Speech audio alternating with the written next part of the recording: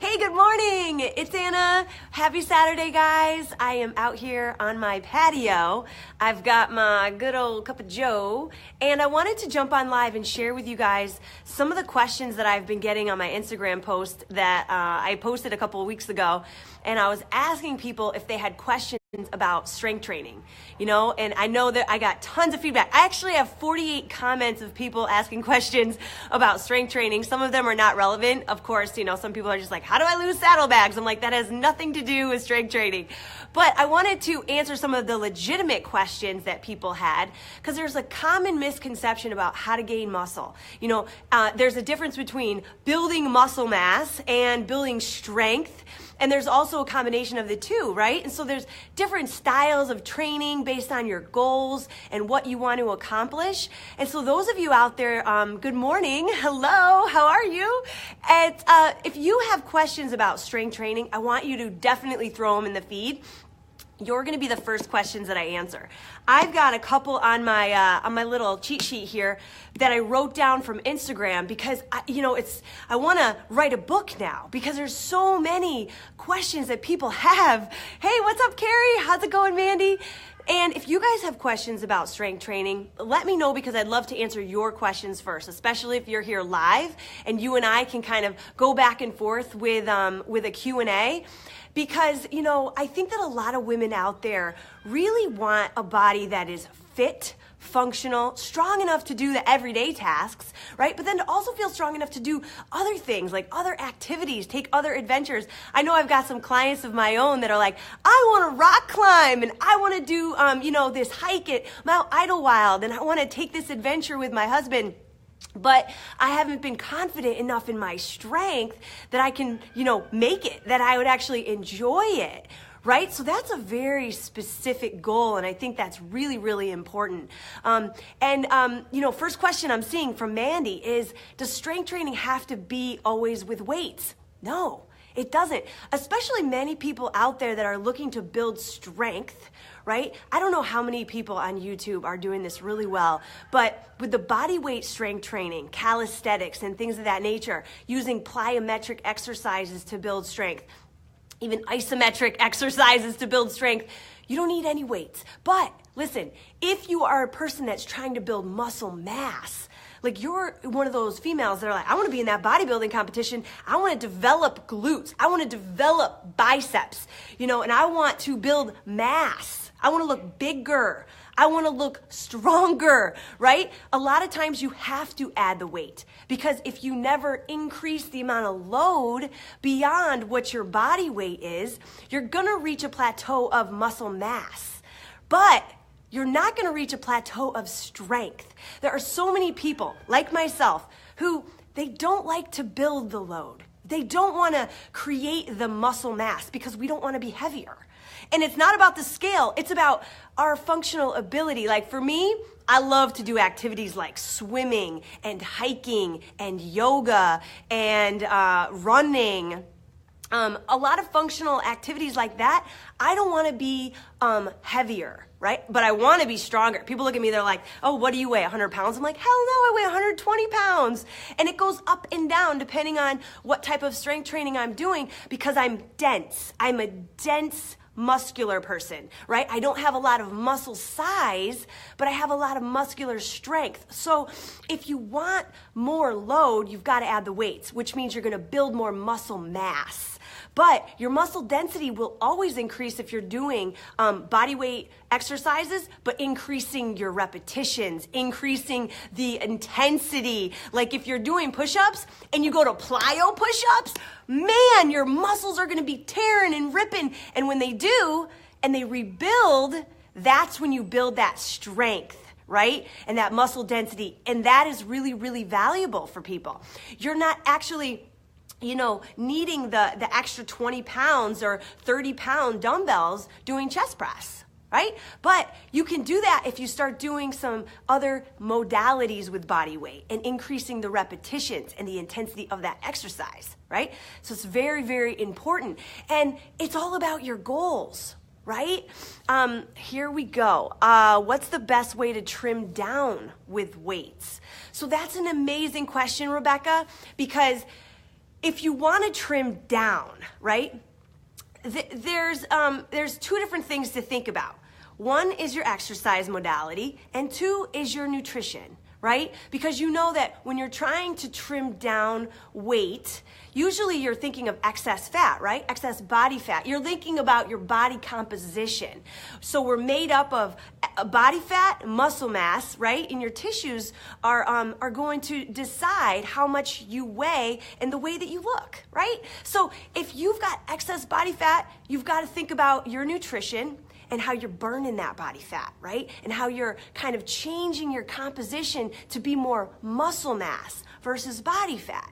And so when it comes to weights, you can use weights or not, but it's all about how consistent you are with your exercise, right? And if you're using weights to do strength training, muscle training, if you're using weights for strength training, that's great. You're increasing the load, or it's just a different kind of load on your muscles, and you're doing it in a safe way that's challenging you. You're gonna build muscle. You're gonna build strength. And what that does, increases your metabolism, it burns excess fat, right? And that is all helping you get towards your goal. But then you gotta think about the other side, right? Your nutrition. Because nutrition is everything. Hydration, Rebecca. So if your body is dehydrated, that hurts the metabolism. It slows things down. It clogs up the internal system. It makes it harder to eliminate. Yeah, so hydration, people are like, oh, hydration, yeah, I should try to be more hydrated. But that should be your freaking big goal, as well as sleep. And I always say to people who are like, I want to trim down, and what should I do for workouts? I'm like, well, I'm sure you're working out, and if you're not, let's get consistent with that. Because matter of fact, unless you're a figure builder, you don't really got to worry about the specifics of your training modalities. You got to be active, you got to be training, you got to be consistent with that. But then you got to think about the other factors that most people just don't think about.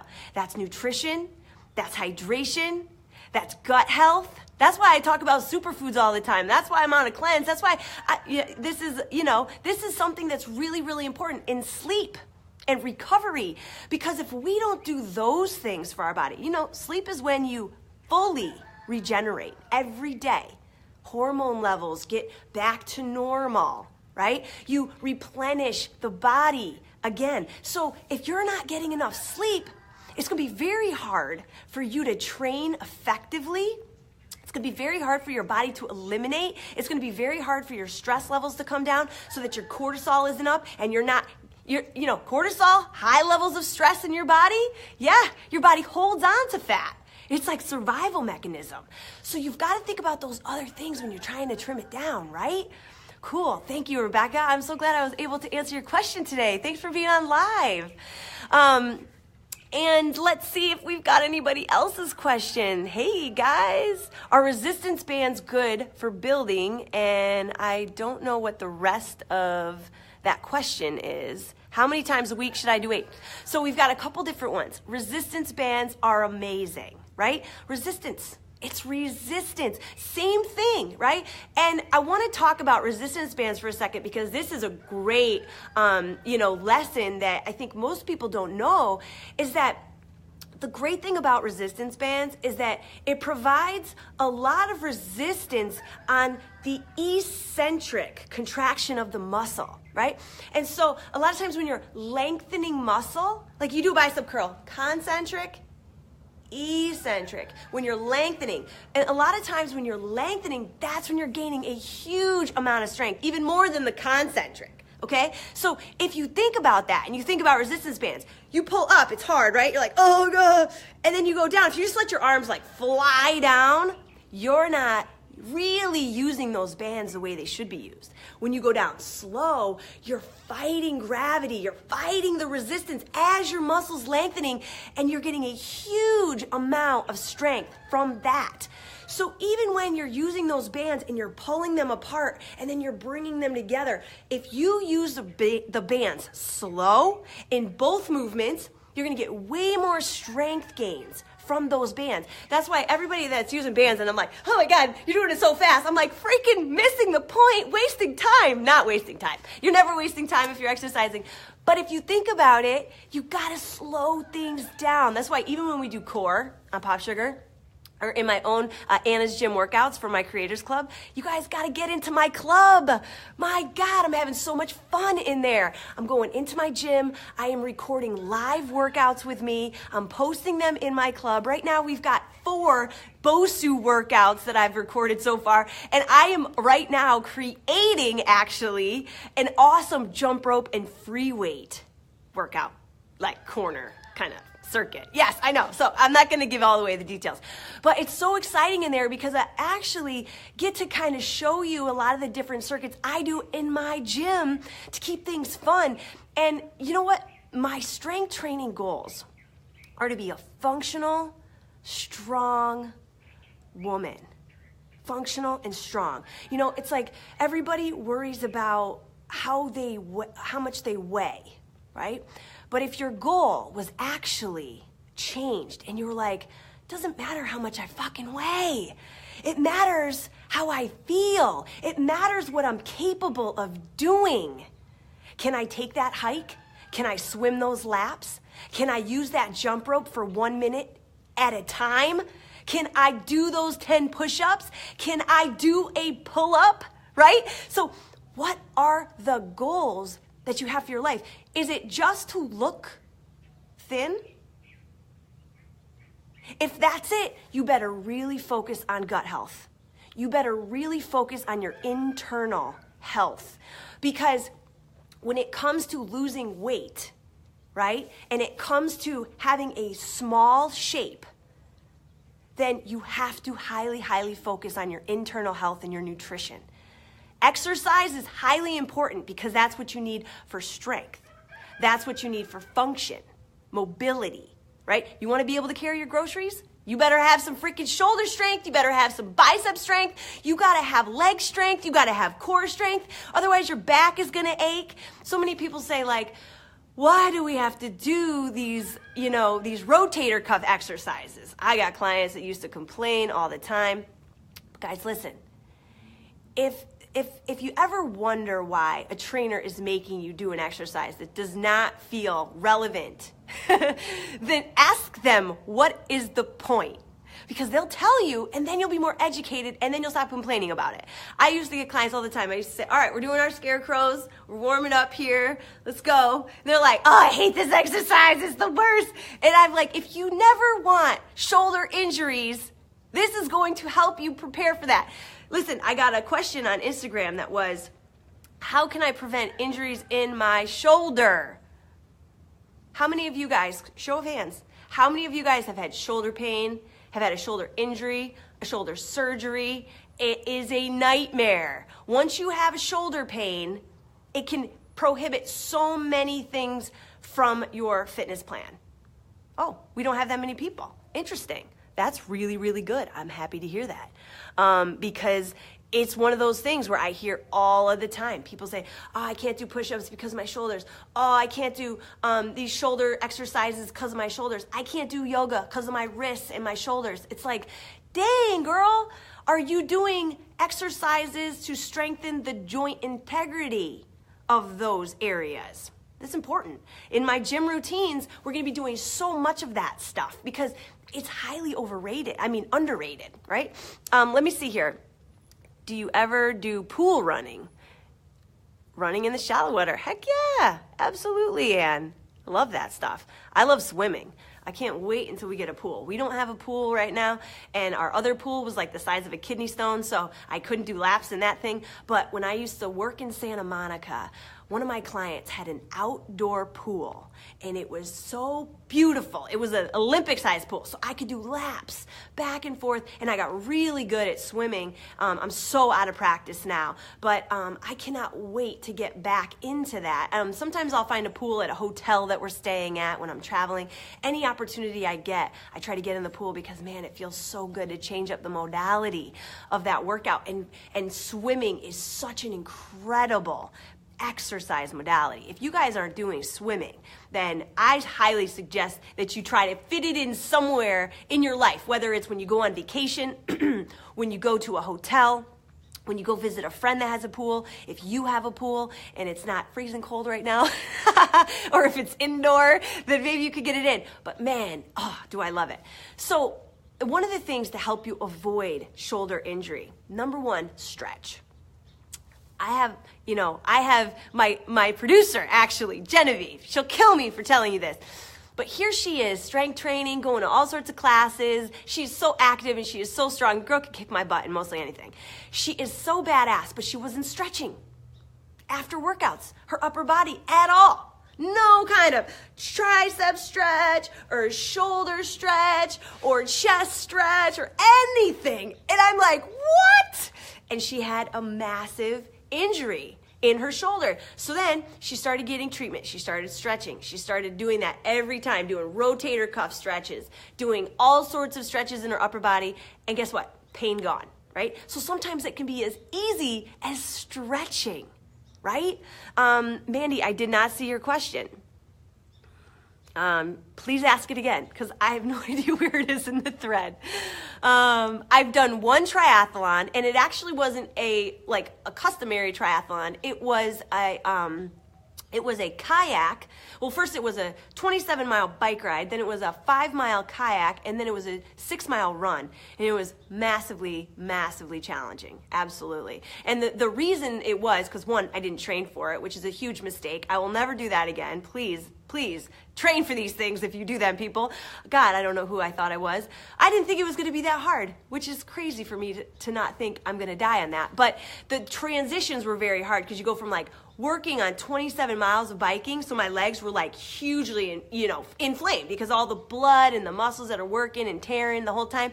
And then you sit in a kayak for 5 freaking miles, and all you're doing is using your upper body and your core. So then my legs were sitting in a pool of blood for it took me about an hour or an hour and a half to get through that 5-mile kayak. I can't remember.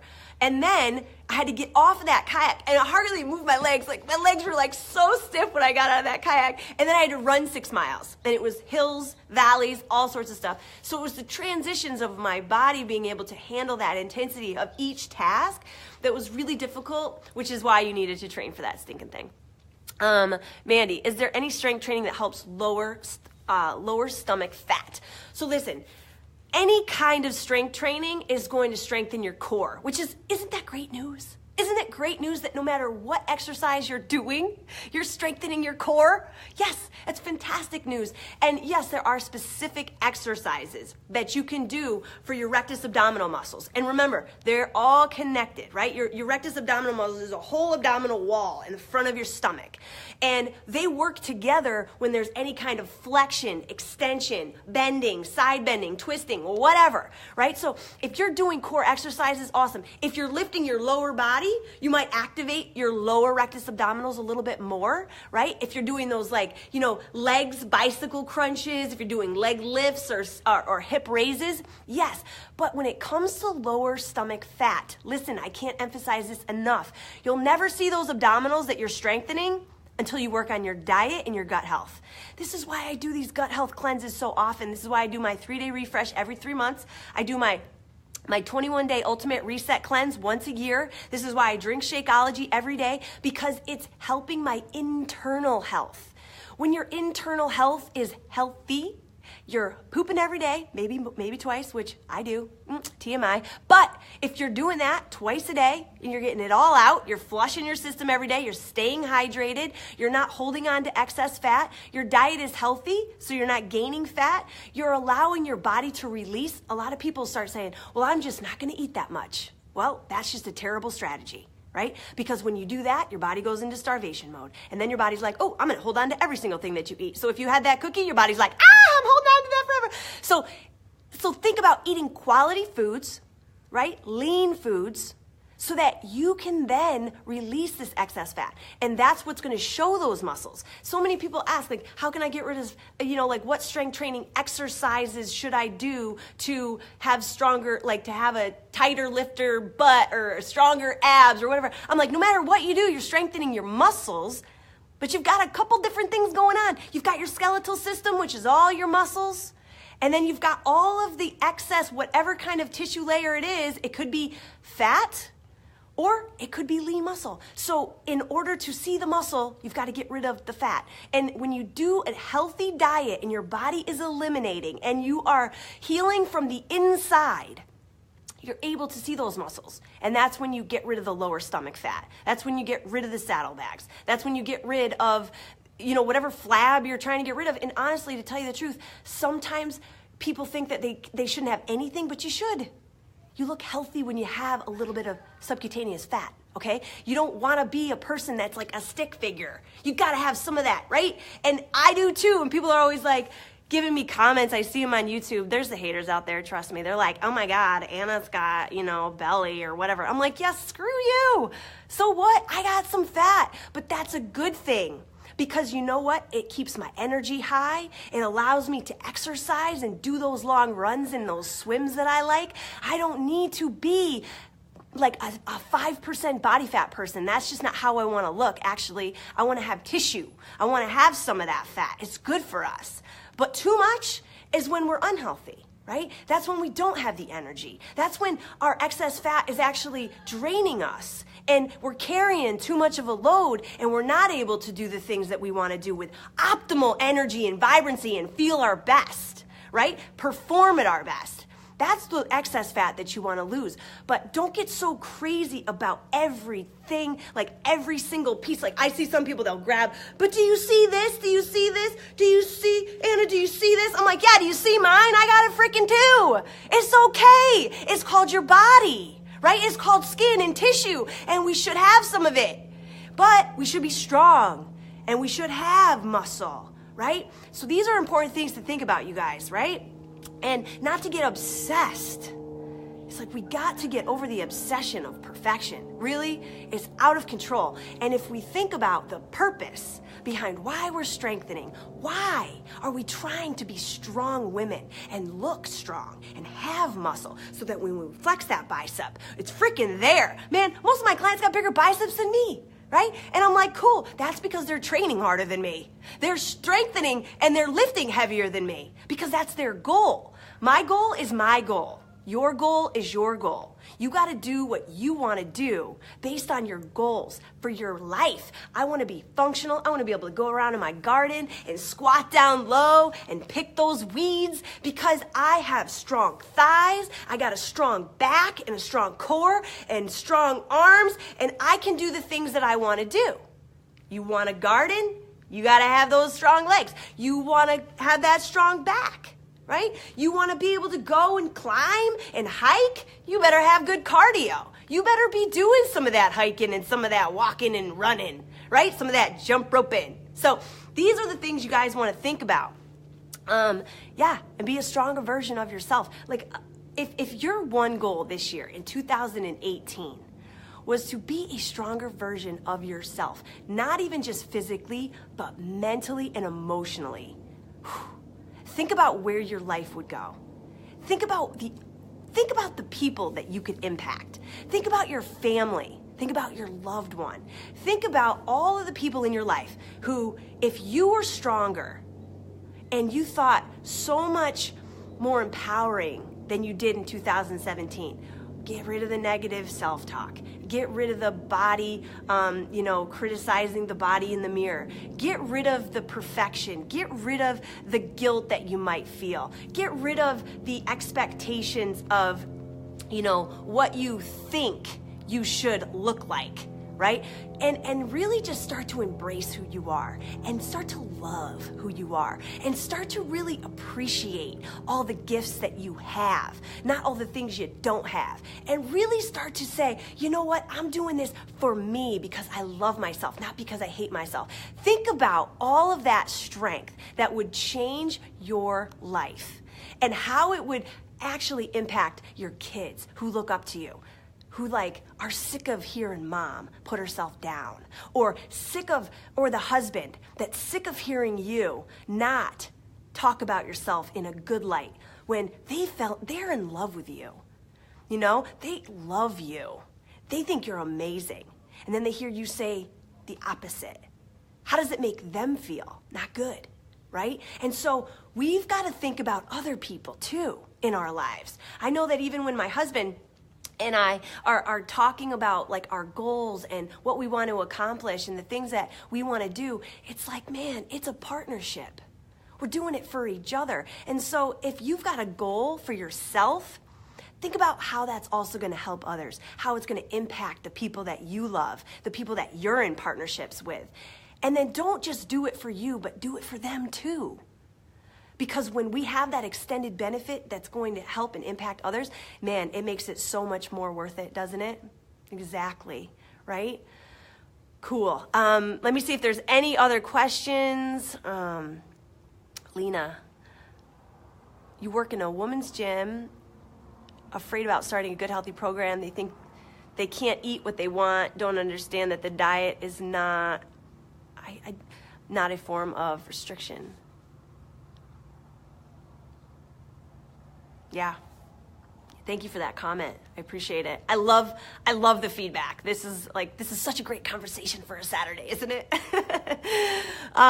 Thank you guys so much for your feedback and stuff. And I hope I gave such value today. I'm going to be running my Muscles and Metabolism program next week. So if you guys want to learn more about strength training, you want to get exposed to some of the ways that I'm helping my clients boost the metabolism, to burn that excess fat, to gain strength, gain muscle, then please jump into my Muscles and Metabolism program. It's 7 days, so 7 days of my training, my personal coaching. It's an amazing program. I'm so excited to share it with you guys.